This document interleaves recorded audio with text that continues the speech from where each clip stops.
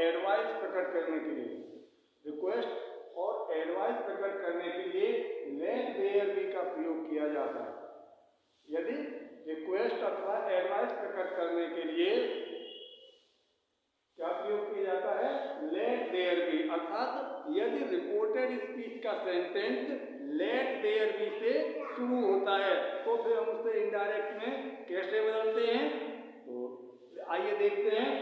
Indirect में बदलने के लिए सबसे पहले हम क्या करते हैं, जो हमारी रिपोर्टिंग वर्ब होती है सेड अथवा सेड टू, उसे हम सेंस के अकॉर्डिंग रिक्वेस्टेड अथवा एडवाइज में बदल देते हैं। रिक्वेस्ट की गई है तो रिक्वेस्टेड में, एडवाइज है तो एडवाइज में बदल देते हैं। उसके बाद क्या करते हैं कि लेट देयर बी, तो लेट देयर बी से वाक्य शुरू हुआ है, उस लेट देयर बी को हटाकर हम दैट देयर शुड बी कर देते हैं।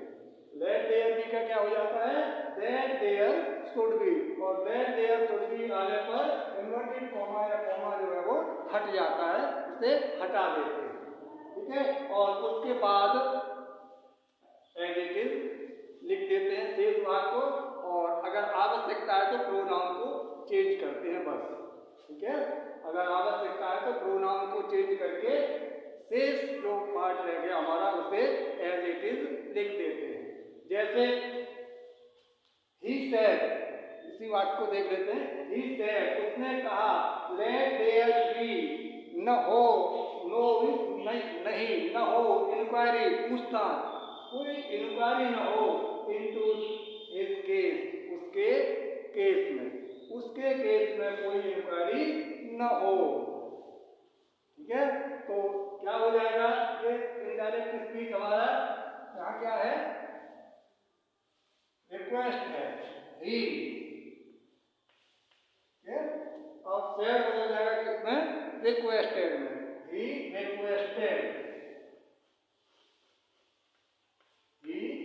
रिक्वेस्टेड। ठीक है, और अब लेट देयर बी के स्थान पर आ जाएगा क्या, that there should be, that there should be, that there should be. ठीक है, और उसके बाद जो शेष पार्ट रह गया उसे हम एज इट इज लिख देंगे। यहाँ प्रोनाउन चेंज होगा नहीं, क्योंकि यहाँ पहले से ही थर्ड पर्सन प्रोनाउन दिया है, और थर्ड पर्सन प्रोनाउन में कोई चेंज होता नहीं है। या फर्स्ट पर्सन या सेकंड पर्सन का कोई प्रोनाउन होता तो उसे हम नियमानुसार बदल देते। ठीक है, तो क्या हो जाएगा, शुड बी, शेष पार्ट में रह गया उसे लिख देंगे, नो इंक्वायरी,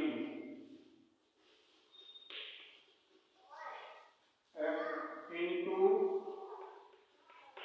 his case, और full stop। ठीक है, क्या हो गया, he requested that there should be no inquiry into his case, उसने निवेदन किया कि उसके केस में कोई इंक्वायरी नहीं होनी चाहिए।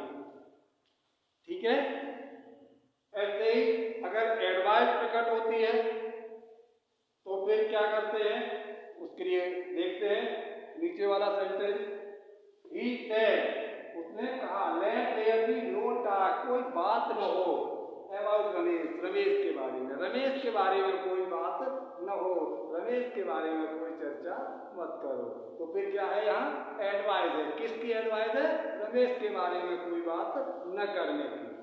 ठीक है, तो फिर क्या करेंगे, हम रिपोर्टिंग वर्ब को बदल देंगे किसमें, एडवाइज्ड में। तो क्या हो जाएगा, ही एडवाइज्ड, ही एडवाइज्ड, ही एडवाइज्ड। फिर नियम तो यही रहेगा। ठीक है, क्या रहेगा, दैट देयर शुड बी आएगा, ही एडवाइज्ड दैट देयर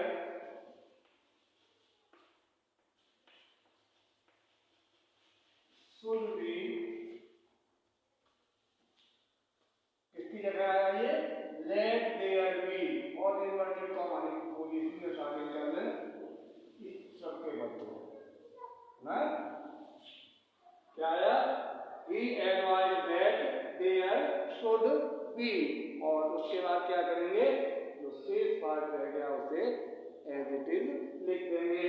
क्या हो जाएगा, no talk, no talk about